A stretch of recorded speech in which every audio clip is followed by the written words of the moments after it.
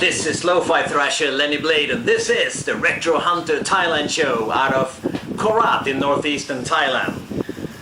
So, in my last episode I talked about how the Super Famicom is a pretty good way to get into retro gaming if you live here in Thailand and you want to play physical copies of the game, or at least using the intended hardware to play the games.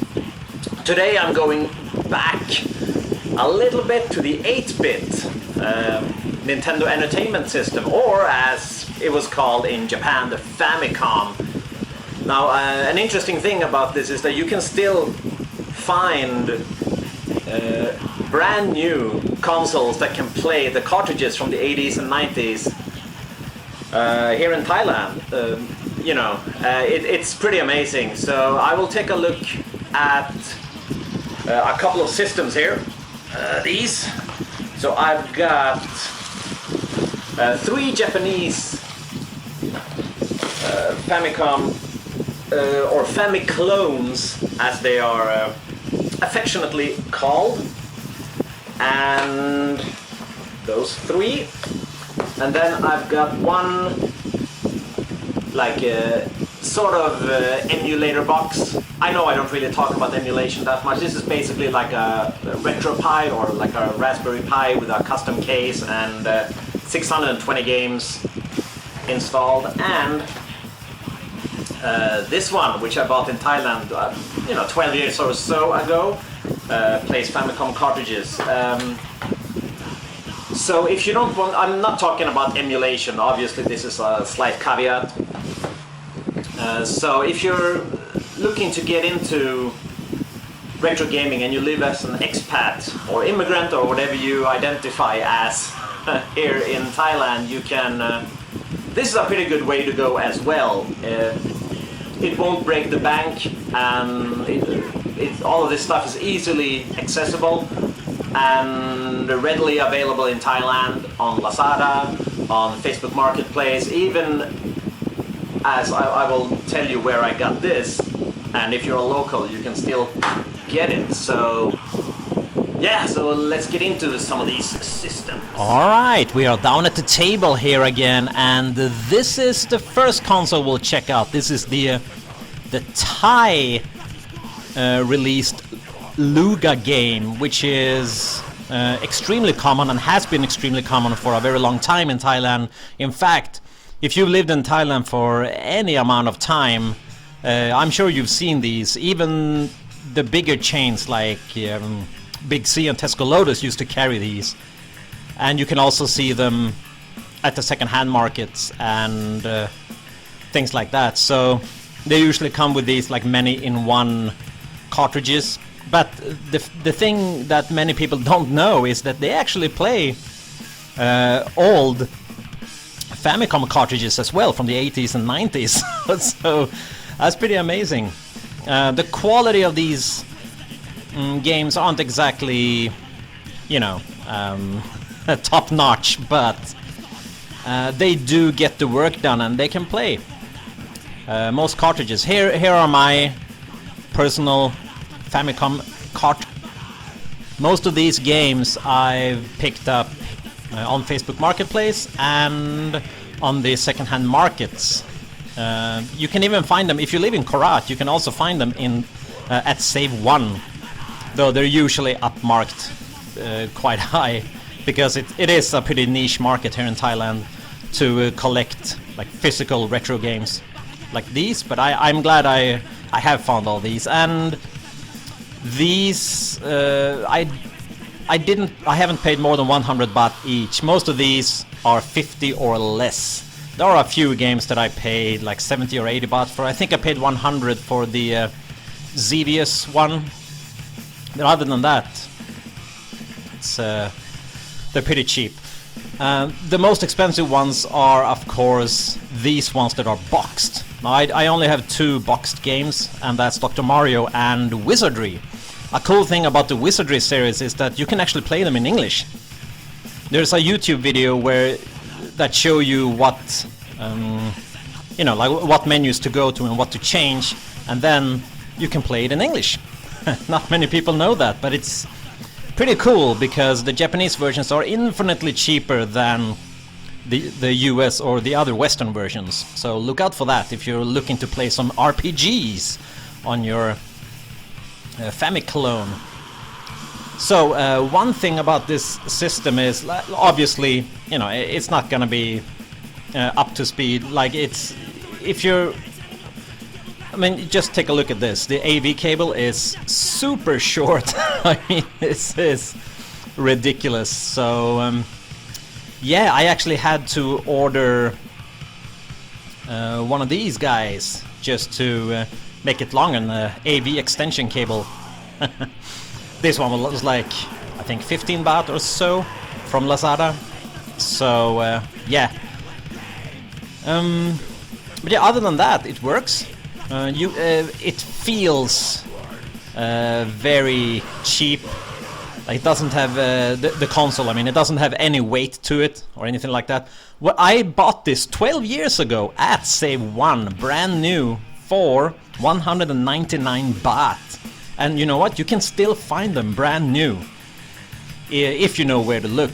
And so I mean, that's pretty amazing to find and be able to, you know, play a system that actually plays 80s and 90s cartridges, Famicom original cartridges. So I'm just gonna try the Tennis here, which is an original Famicom release. It didn't really connect right away, so I had to wiggle it a little bit and slam it down a little bit harder, and then it finally worked, so I can play some tennis here on my Famicom. So, and there you go. So you can see most of the menus on the Famicom games are actually in English. So unless you're playing like a really text-heavy game like an RPG or anything like that, excluding the Wizardry series, of course, you'd be okay. So we're gonna try one of those multi-cartridges here. So this is a 180-in-1 cartridge here. The funny thing about this is that on this cover you can't see because it's out of focus, because this is the Lo-Fi Thrasher after all. So, but you know, it advertises itself as having, you know, Contra and all kinds of amazing games on the pictures. But when you actually turn on the system, you get to see that Contra is nowhere to be found, and the 180 games advertised are actually just 180 different versions of 6 base games, as you can see here. So as you can see here, we've got Puyan, Galaxian, Lunar Ball, Tennis, Chinese, Chess, Mahjong, and so on. And yeah, you can see all the games are just different versions of the same game. Sometimes exactly the same, just a different name. So it's definitely a rip-off. This is one of those cartridges that came free with the console when I bought it. I got 2 of them. You know, but it plays and sounds okay. You know, this is Galaxian, which is an arcade classic, and it plays and sounds okay. And the controllers to the Luga game are pretty decent as well. They have that PS1 shape to them, so they fit well in your hand.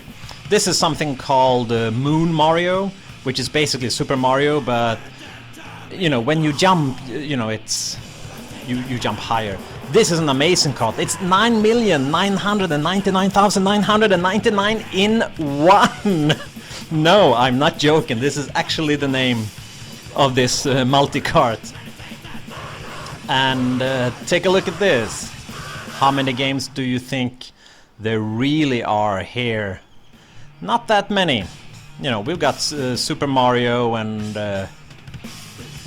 Galaxian again, and it seems that they've chopped up one of these like track and field like games, so you have like long jump, archery, you know, all that kind of stuff, but they're presented as individual games. So quite the rip-off. Here is Moon Mario that I talked about at the 180-in-1 cartridge. As you can see, it plays just like Mario, except that you're jumping like you're on the moon. So it's basically, what do you call them? Like a homebrew version of Super Mario, which I guess could be pretty cool. But you know, it gets old. quickly. Alright, this is the second system we will take a look at, and this is a Japanese Famiclone, so you do need a transformer. So, yes, I imported this one from Japan. I didn't. Someone did it for me, and I paid 100 baht for this one.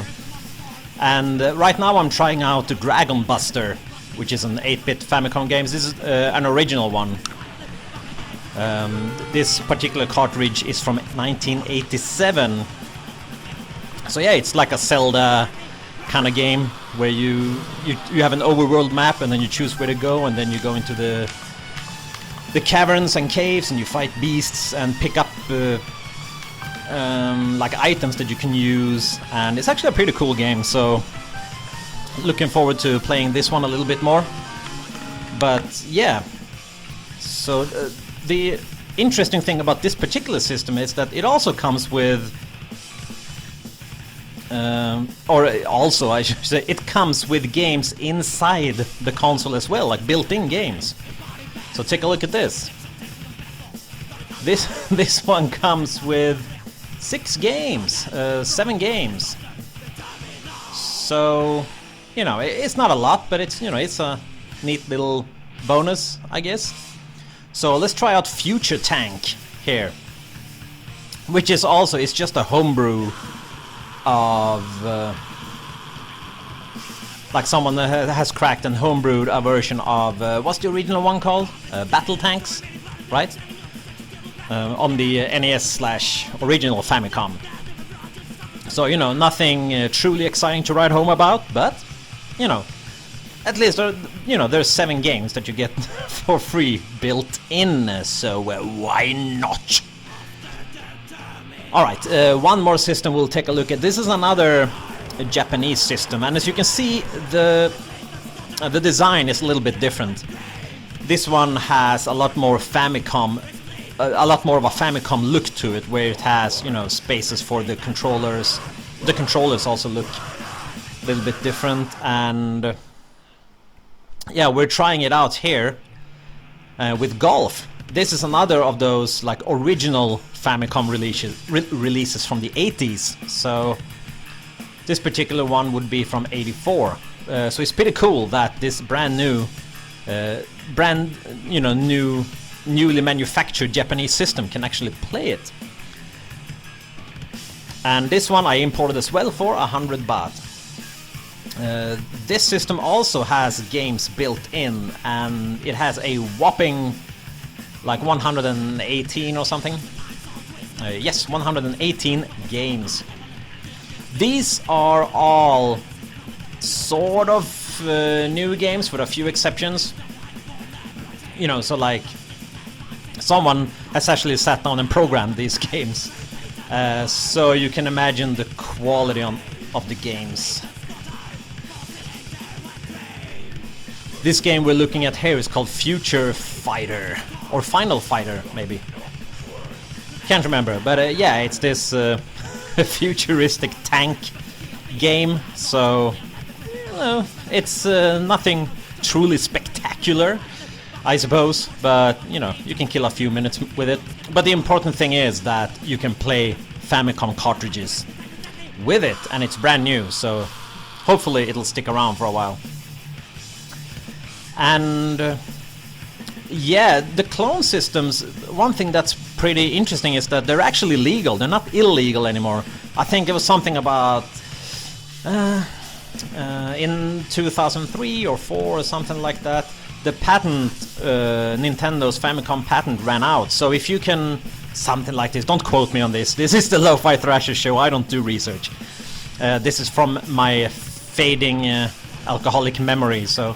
But I believe that if they can prove that they have reverse engineered it, it's legal to release it as a third-party company. Okay, this is the last, the second to last console we'll take a look at. This is another Japanese one. This is the last Japanese one, I promise. So, this one also plays cartridges. It was also 100 baht, and it works exactly like the other ones, with the exception that it doesn't have any built-in games. So I'm gonna try one of my Commodore 64 favorites, Xevious. So it's an old school shoot 'em up game, and as you can see, it works perfectly on this one. So if you're looking to get into the retro game scene and the Famicom 8-bit sort of Nintendo scene, this is definitely a way to go. If you want to do it on a budget and you don't want to emulate, of course.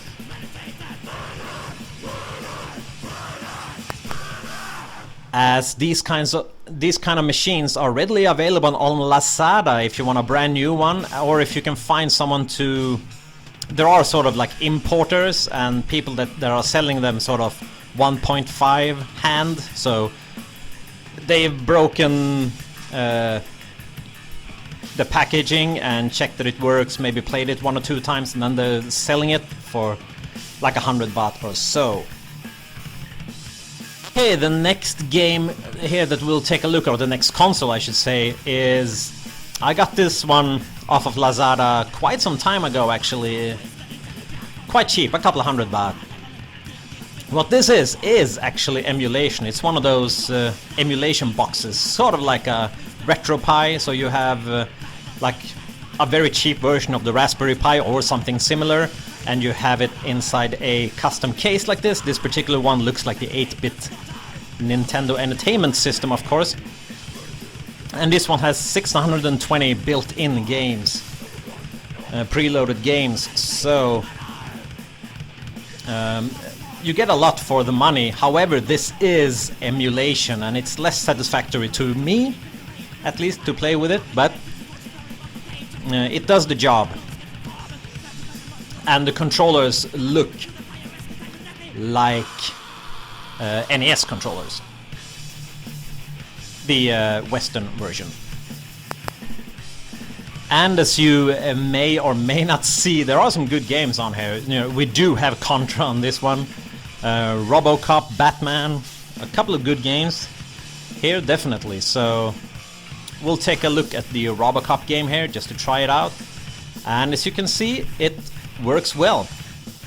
I'm not sure if you can see and hear it, but it looks alright. It sounds good.